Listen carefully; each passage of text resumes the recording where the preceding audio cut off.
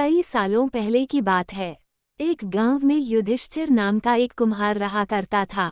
दिन में वह मिट्टी के बर्तन बनाता था और जो भी पैसे मिलते थे उनसे शराब खरीद कर पी लेता। एक रात वह शराब के नशे में अपने घर लौट रहा था।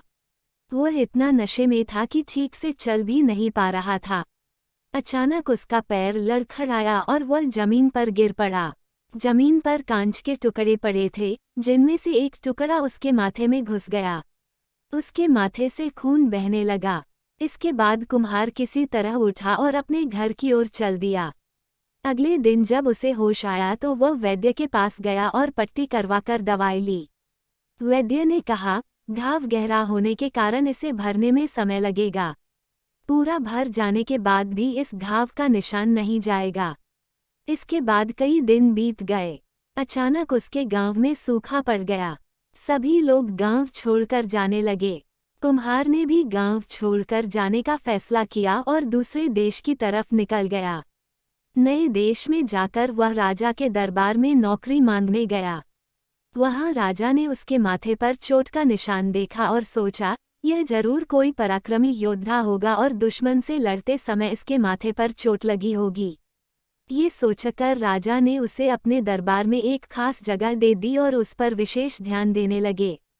ये देखकर राजा के दरबार में मौजूद राजकुमार, सेनापति और अन्य मंत्री उससे जलने लगे। ऐसा कई दिनों तक चलता रहा। एक दिन शत्रुओं ने राजा के महल पर हमला कर दिया। राजा ने अपनी पूरी सेना को युद्ध के लिए तैयार किया। उसने युधिष्ठिर से भी युद्ध में जाने के लिए कहा। युधिष्ठिर जब युद्ध भूमि की तरफ जा रहा था तो राजा ने उससे पूछा कि उसके माथे पर यह चोट किस युद्ध में लगी। इस पर कुम्हार ने सोचा कि अब वह राजा का भरोसा जीत चुका है और अब अगर वह राजा को सच बता देगा तो कोई समस्या नहीं होगी। ये सोचकर उसने राजा ने कहा, राजन, मैं कोई योद्धा नहीं हूँ। मैं तो एक साधारण सा कुम्हार हूँ।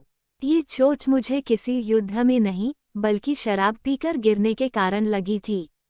कुम्हार की यह बात सुनकर राजा को बहुत गुस्सा आया। उसने कहा, तुमने मेरा विश्वास तोड़ा है और मुझे छलकर दरबार में इतना ऊंचा पद पाया है।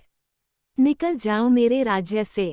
कुम्हार ने राजा से बहुत मिन्नतें की। उसने कहा कि अगर उसे मौका मिले तो वह युद्ध में राजा के लिए प्राण भी दे सकता है। राजा ने कहा, तुम चाहे जितने भी वीर और पराक्रमी हो, लेकिन तुम शूरवीरों के कुल से नहीं हो। तुम्हारी हालत शेरों के बीच रहने वाले उस गीदड़ की तरह है, जो हाथी से लड़ने की जगह उससे दूर भागने की बात करता है। मैं तुम्हें जाने दे रहा हूँ, लेकिन अगर राजकुमारों को तुम्हारा राज पता चल गया तो वो तुम्हें मार डालेंगे। इसलिए कहता हूँ कि अपनी जान बचाओ और भाग जाओ। कुम्हार ने राजा की बात मानी और तुरंत उस राज्य को छोड़कर चला गया। कहानी से सीख। इस कहानी से यह सीख मिलती है कि इंसान की असलियत ज्यादा दिन तक छुप नहीं सकती, एक न एक दिन राज खुल ही जाता है। सुनने के लिए धन्यवाद। मेरा चैनल सब्सक्राइब करें, लाइक और शेयर भी करें। धन्यवाद।